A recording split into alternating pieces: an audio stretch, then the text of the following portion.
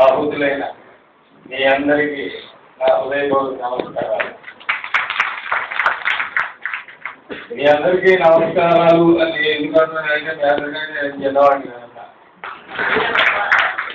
చూసినా మీరు నవ్వుతున్నాను. అంటే ఒక మనిషి వయసును బట్టి వారి పెద్దరికం చెందకపోవడం చేస్తారు.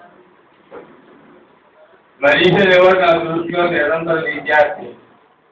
వారి బతికున్నంతకాలం ఏదో ఒకటి నేర్చుకుంటూనే ఉండాలి. మిగతా జంతువులకి మనకి అదే తేడా. మీ వయసులో నేను చాలా నిర్లక్ష్యం చేశా. చేతనైంది మొదటి నుంచి నాకున్న అభిరుచి నాటకాలు వేషాలు చేయడం అనేది. ఏదో అన్నదమ్ములు తల్లిదండ్రులు అభివృద్ధిలో తీసుకురావాలి, బాగా చదివించాలి, ఒక ఐఐటీ చేయాలి, ఒక డాక్టర్ని చేయాలి, లేదా ఒక కలెక్టర్ని చేయాలి, ఇలాంటి కళలు ఎన్నో కంటూ ఉంటారు.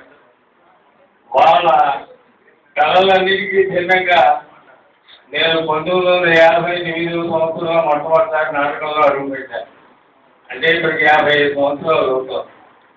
నాకు సినిమా యాక్షన్ తెలిసినప్పుడు నేను ఎక్కువ ఆనందిస్తాను. ఒక నాటకం ఆర్టిస్ట్ అనేది ఎక్కువ ఆనందిస్తాను. ఎందుకంటే ఇప్పుడు నేను సపోర్ట్ కొట్టే చూడండి, అవి ప్రత్యక్షంగా ఆస్వాదించిన వాడికే ఆ మధ్య ఏమిటో తెలుస్తుంది. అది కేవలం నాటకం అనే కాదు నా ఉద్దేశం. ఏ కళ అయినా కానీ 10 మంది వాళ్ళ కడతాల ధ్వనుల ద్వారా ఎంకరేజ్ చేస్తున్నప్పుడు వాళ్ళలో ఉన్న ఉత్సాహం మరింత పెరుగుతూ ఉంటుంది. అలా పెరిగి 55 సంవత్సరాలు నా రంగస్థల జీవితంలో ఈరోజుకే నేను నాటకాలు వేస్తున్నానంటే మీరు చాలా మందికి తెలియకపోవచ్చు, మా గురువు గారికి తెలుసు. అంతేకాదు మనిషి నిరంతర విద్యార్థి అని చెప్పడానికి నేను మళ్ళీ ఈ మధ్యనే తెలుగు యూనివర్సిటీలో చేరాను. ఎంపీఏ కోర్సు ప్రస్తుతం ఎంపీ చేస్తున్నా. ఇది చదువుకున్నందు వల్ల, ఇది నేర్చుకున్నందు వల్ల ఏదో నాకు గవర్నమెంట్ జాబ్ వస్తుందేనో, భవిష్యత్తులో ఏదో 10 రూపాయలు సంపాదిద్దామనో ఆశ ఆలోచన నాకు లేవు. నా కోరిక అది కానే కాదు. మీలాంటి కుర్రాళ్ళతో కలిసి పనిచేస్తున్నప్పుడు నాలో నా వయసు నేను మర్చిపోతా, నేను కుర్రాడిగా మారిపోతా. అంటే ఏమిటి, మీలో యువశక్తి ఏదైతే ఉందో ఆ శక్తి నాలో కూడా కాస్త కోస్తో ప్రవేశించే అవకాశం ఉంది. మనకంటే పెద్దవాళ్ళతో పరిచయం అయింది అనుకోండి, ఆయన కృష్ణ రామ అనుకో, లేదా శివ సన్నివేశ అనుకో, ఇలాంటి సందేశాలు చెబుతుంటారు. కానీ వయసు ఎంత పెరిగినా మనిషి నిరంతరం ఎవరవుతుంది అది కూడా ఉండాలి. ఎప్పుడు ఆ యువత అనేది బాగా పరుగు తీస్తున్నంత కాలమే మనిషి. మీకు సరదాగా అంటే ఎక్కువ సుదీర్ఘమైన ఉపన్యాసాలు ఇచ్చే సమయం కాదు. రకంగాను చాలా కాంపిటీషన్ జరగాల్సి ఉన్నాయి. మీరు ఎప్పుడు పార్టిసిపేట్ చేద్దామా, ఎప్పుడు ప్రైజ్ విన్ చేద్దామా అనే తాపత్రయంలో చాలా మంది ఉన్నారు.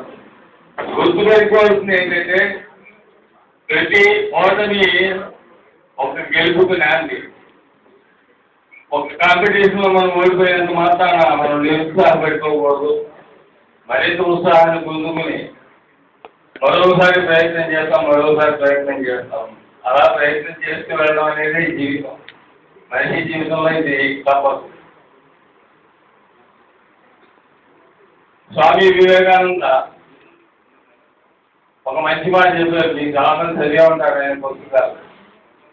రాములు గారి ఫోటో ముందు కూర్చుని రామ రామ అని సంఘంలోంచి చెమటలు గాడేలా చెక్కబందీ చేయడం కంటే ఒక అరగంట ఒక గంట పుస్తకాలు ఆడడం చాలా మంచిదని చెప్పారు. మనిషి ఆరోగ్యంగా ఉంటే దాంతో పాటు మానసికమైన ఆరోగ్యం బాగుంటుంది. సమాజానికి ఉపయోగపడే ఒక మంచి మనిషిగా ఎదగడానికి ఎంతో అవకాశాలు ఉంటాయి.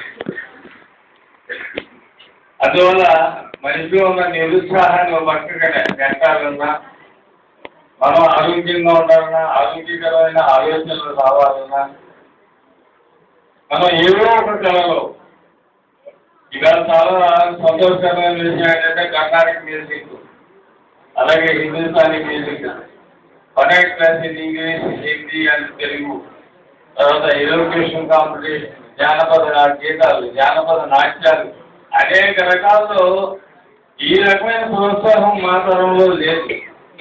ఒక మనిషి గుర్తింపు తెచ్చుకోవడానికి కొన్ని దశాబ్దాలు పట్టేది ఆ రోజుల్లో. ఇప్పుడు అలా కాదు. ఒక 5-6 సంవత్సరాల కుర్రాడు ఎవరైనా కాస్త పాట బాగా పాడుతున్నాడంటే యావత్ ప్రపంచం ఒక మీడియా ద్వారానో ఒక పేపర్ ద్వారానో ప్రపంచం అందరికీ తెలిసే అవకాశం. ఈ అవకాశాలు లేని రోజుల్లోనే ఎంతో కష్టపడి పుట్టిన తర్వాత 31 సంవత్సరాల తర్వాత ఇప్పుడు నాకంటూ గుర్తింపు వచ్చింది. అంటే నాటకం చూసిన వాళ్ళు బాధ్యత అబ్బాయి గొంతులు తెచ్చుకోవడం ఒకడైతే పలానా డైలాగ్ ఇలా చెప్తే బాగుందని ఇంకోటి ఎంకరేజ్ చేసిన వాళ్ళైతే ఏ రకంగా అయినా కానీ ఇందులో ఏదో కాస్తో కూస్తో సాధించాలి అనే తాపత్రయంతో ప్రారంభమైన జీవితం ఏదైతే ఉందో ఈ పాటి గుర్తింపు లభించింది. నేనేదో సాధించాను నేను అనుకోవట్లా. ఏనాటికి విద్యార్థినే, ఏనాటికి నేను విద్యార్థినే. ఇది ఒక నేను చెప్పుకున్న దాంట్లో మీకు చాలా మంది అనిపించవచ్చు. అంటే ఏమిటి, నిరంతరం విద్యార్థి అయితే వాడు చేసేది ఏమిటి అంటారు. నీకు తెలిసింది 10 మందికి చెప్పు. 10 మంది నుంచి నువ్వు ఏదో ఒకటి నేర్చుకుంటూనే ఉంటావు.